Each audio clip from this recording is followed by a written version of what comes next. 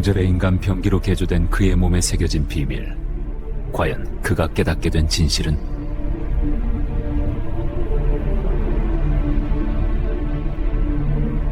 평양 변두리에 위치한 정찰총국 제11군단, 일명 폭풍군단의 훈련장에는 인간의 비명 대신 뼈가 부딪히는 소리와 거친 숨소리만이 가득했다.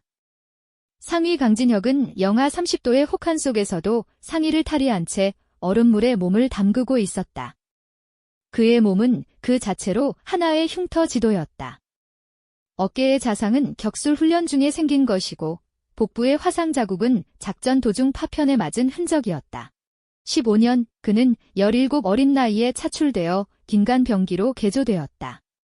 그의 뇌세포 하나하나에는 수령 결사옹이라는 단어가 문신처럼 새겨져 있었다. 진혁은 부대 내에서도 가장 잔혹하고 정교한 담살조의 리더였다. 그는 소리 없이 적진에 침투해 목표물의 목숨을 끊고 흔적도 없이 사라지는 유령이었다. 하지만 그 견고한 세뇌의 성벽에 균열이 가기 시작한 것은 아주 사소한 순간부터였다. 작전차 평양 시내를 통과하던 어느 날 그는 당 간부들의 자제들이 외제차를 타고 화려한 백화점을 드나드는 모습과 그 백화점 뒷골목에서 언 배추 뿌리를 씹어먹는 꽃제비 아이들의 눈망울을 동시에 목격했다. 결정적인 사건은 그의 친동생이자 하급 전사였던 진철의 죽음이었다. 진철은 영양실조로 쇠약해진 상태에서도 건설 현장에 동원되었다가 사고로 목숨을 잃었다. 그러나 부대에서는 동생의 죽음을 영광스러운 희생이라 포장하며 시신조차 돌려주지 않았다. 진혁이 동생의 유품이라도 확인하려 하자 정치지도원은 차가운 눈빛으로 말했다. 강 상위, 혁명의 길에 사사로운 혈육의 정은 장애물일 뿐이요. 동무의 충성심을 의심하게 하지 마시오. 그 순간 진혁의 머릿속에서 무엇인가가 끊어졌다. 그는 깨달았다. 자신이 지켜온 것은 위대한 조국이 아니라 소수의 배를 불리기 위한 거대한 감옥이었음을. 그는 자신이 죽인 수많은 이들의 얼굴이 떠올랐다. 그들도 누군가의 아들이었고 누군가의 형제였을 것이다. 진혁은 그날 밤 처음으로 소리 죽여 울었다. 분노는 서서히 냉정한 계획으로 변했다. 그는 이제 자신이 배운 모든 살상 기술을 이 지옥을 탈출하는 데 쓰기로 결심했다. 그는 부대의 기밀 지도와 지뢰 매설 현황을 머릿속에 통째로 암기하기 시작했다. 그것은 목숨을 건 도박이자 죽은 동생에게 바치는 마지막 속죄였다. 20XX 년 12월 24일 전 세계가 크리스마스의 평화를 이야기할 때 진혁은 어둠 속에서 자신의 단독군장을 챙겼다. 그는 일부러 최전방 시찰 임무를 자원했다. 그의 지위와 경력 덕분에 의심하는 이는 아무도 없었다. 그는 개성 인근의 최전방 초소 GP에 도착했다. 밤안개가 자욱하게 깔린 DMZ는 마치 거대한 짐승의 아가리처럼 보였다. 진혁은 초병들에게 야간 순찰을 명목으로 단독 행동에 나섰다. 상위 동지, 혼자 가시는 건 위험하지 않습니까? 부하의 물음에 진혁은 서늘하게 웃으며 대답했다. 내 실력을 못 믿는 건가? 남조선 놈들이 코앞까지 와도 내 눈은 못 티한다. 그 말을 남기고 그는 어둠 속으로 녹아들었다. 첫 번째 관문은 3000볼트의 고압 전류가 흐르는 3중 철책선이었다. 진혁은 미리 준비한 특수 절연 고무판과 담요를 꺼냈다. 그는 철책의 전류가 0.5초간 미세하게 끊기는 전력 공급의 허점을 알고 있었다.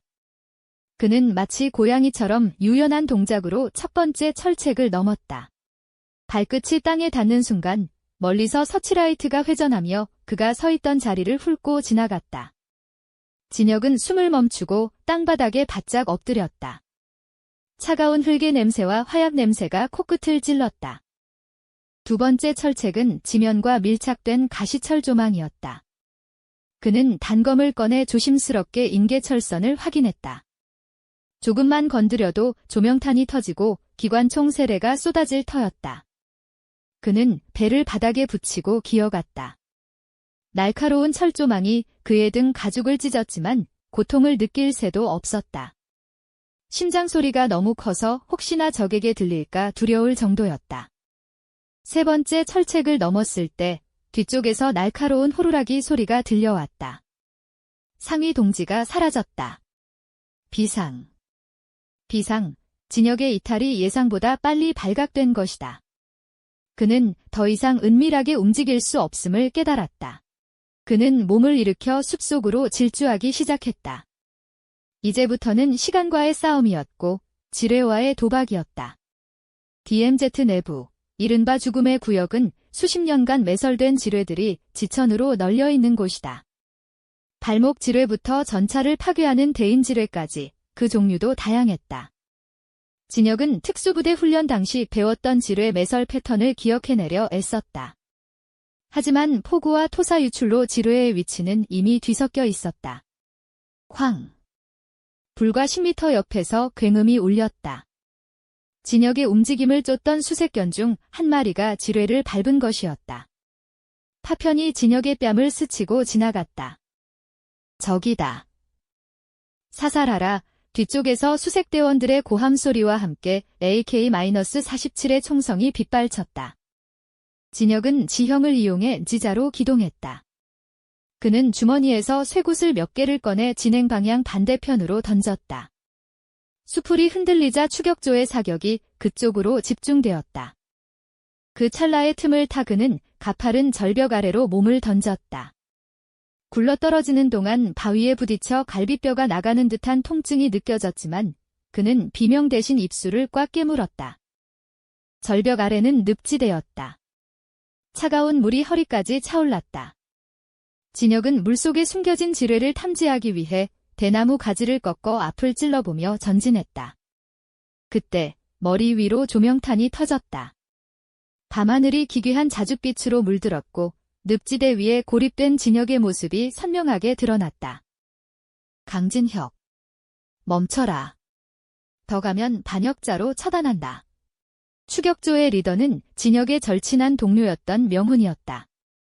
명훈은 뛰어난 사격수였다. 진혁은 직감적으로 몸을 옆으로 비틀었다. 탕. 총알이 진혁의 왼쪽 어깨를 관통했다. 충격으로 몸이 휘청거렸지만 그는 멈추지 않았다. 오히려 그 반동을 이용해 물속으로 잠수했다. 차가운 눈물이 상처 속으로 스며들며 칼로 긋는 듯한 고통을 주었지만 진혁은 물속에서 눈을 뜨고 남쪽을 향해 헤엄쳤다. 산소 부족으로 폐가 터질 것 같을 때쯤 그는 수면 위로 코만 내밀고 숨을 들이켰다. 저 멀리 남한의 GOP 철책이 희미하게 빛나고 있었다. 늪을 빠져나온 진혁의 앞을 거대한 절벽과 철조망이 다시 가로막았다. 어깨의 출혈로 인해 왼팔은 이미 감각이 없었다. 그는 단단한 나무 뿌리를 오른손 하나로 움켜쥐며 절벽을 기어올랐다. 뒤에서는 추격조가 늪을 건너오고 있었다. 절벽 정상에 올라섰을 때 명훈과 그의 소대원들이 이미 그를 포위하고 있었다. 10여 자루의 총구가 진혁의 심장과 머리를 겨누었다. 명훈의 눈동자는 분노와 슬픔으로 흔들리고 있었다. 진혁아, 왜 그랬니? 내가 우리 부대의 전설이었잖아. 그냥 돌아가자. 내가 상부에는 길을 잃었다고 보고할게. 진혁은 피 섞인 침을 내뱉으며 웃었다. 명훈아, 너도 알잖아. 여기가 조국이 아니라 감옥이라는 거이네. 동생이 어떻게 죽었는지 봤잖아. 난 이제 짐승으로 사느니 사람으로 죽으러 간다. 진혁은 품속에서 수류탄 한 알을 꺼냈다. 핀에 손가락을 걸었다. 길을 비켜라. 아니면 같이 죽든가? 소대원들이 주춤하며 뒤로 물러났다. 진혁은 그 틈을 놓치지 않고 남쪽 철책을 향해 몸을 날렸다. 명훈은 차마 방아쇠를 당기지 못했다. 하지만 다른 소대원들의 총구에서는 불꽃이 뿜어져 나왔다. 타타타탕. 진혁의 허벅지와 옆구리에 탄환이 박혔다. 그는 비틀거리면서도 멈추지 않았다.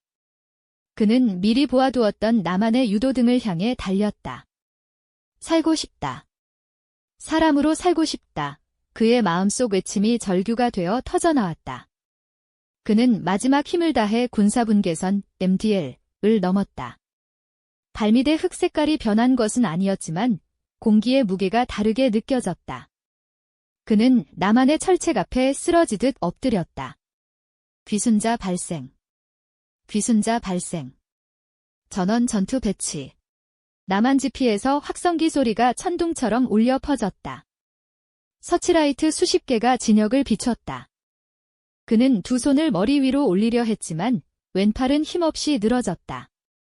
그는 대신 피투성이가 된 오른손을 들어 보였다. 북조선 11군단 강진혁 상위. 귀순하러 왔소. 그의 목소리는 갈라지고 힘이 없었지만 고유한 DMZ의 밤공기를 타고 남측 초소까지 전달되었다. 곧이어 철책의 육중한 문이 열리고 방탄복을 입은 남한 병사들이 조심스럽게 다가왔다. 그들은 진혁을 신속하게 제압하면서도 그의 상처 부위를 확인하며 지혈대를 감았다. 진정하세요. 이제 안전합니다.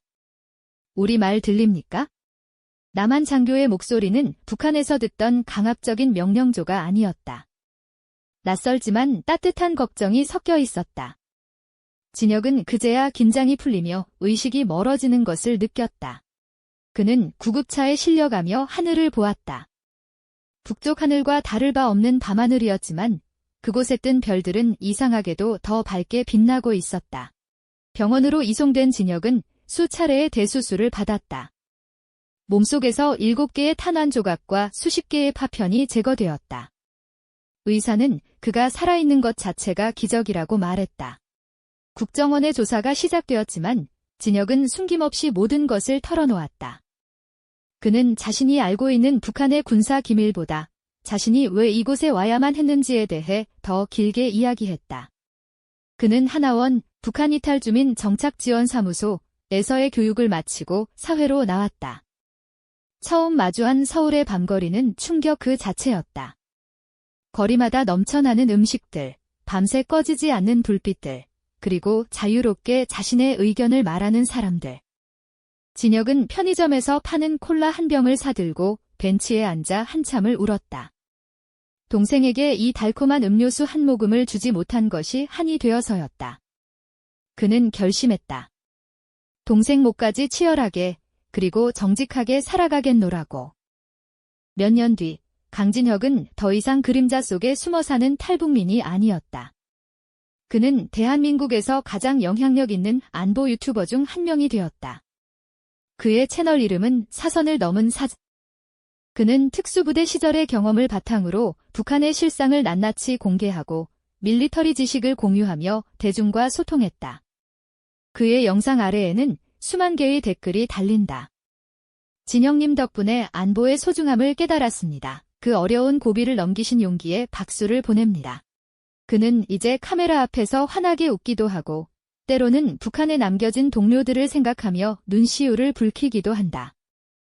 어느 날 그는 대형 방송 스튜디오에서 진행되는 토크쇼에 출연했다. 진행자가 물었다. 강진혁 씨에게 자유란 무엇입니까? 진혁은 잠시 생각에 잠겼다가 입을 열었다. 자유는 아침에 눈을 떴을 때 오늘 무엇을 할지 스스로 정할 수 있는 것, 그리고 내가 사랑하는 사람의 죽음을 마음껏 슬퍼할 수 있는 권리라고 생각합니다. 북한에서는 그것조차 허용되지 않았으니까요. 방송이 끝나고 집으로 돌아가는 길, 진혁은 한강변에 차를 세웠다. 화려한 대교의 불빛이 강물에 번지고 있었다. 그는 주머니에서 낡은 사진 한 장을 꺼냈다. 북한을 탈출할 때 가슴에 품고 왔던 동생 진철과 함께 찍은 유일한 사진이었다. 진철아, 보고 있니? 형은 이제 사람답게 살고 있다. 내가 못 본 이 아름다운 세상을 내가 대신 다 보고 기록해주마. 그는 다시 운전대를 잡았다. 내일은 새로 들어온 북한 특수부대 장비에 대한 리뷰 영상을 찍어야 한다. 그리고 주말에는 자신과 같은 처지의 탈북 청소년들을 만나 멘토링을 해주기로 했다. 그의 삶은 이제 파괴가 아닌 건설을 향해 있었다. 강진혁의 이야기는 유튜브의 작은 프레임을 넘어 많은 이들에게 깊은 울림을 주었다. 그는 알고 있다. 자신이 넘은 것은 단순히 철책선이 아니라 인간을 부속품으로 여기는 거대한 악의 굴레였다는 것을. 사선을 넘은 사자의 포효는 이제 진실의 목소리가 되어 한반도 전역에 울려 퍼지고 있다. 그의 도전은 아직 끝나지 않았다. 자유라는 이름의 더 넓은 평원을 향해 그는 오늘도 당당히 발을 내딛는다.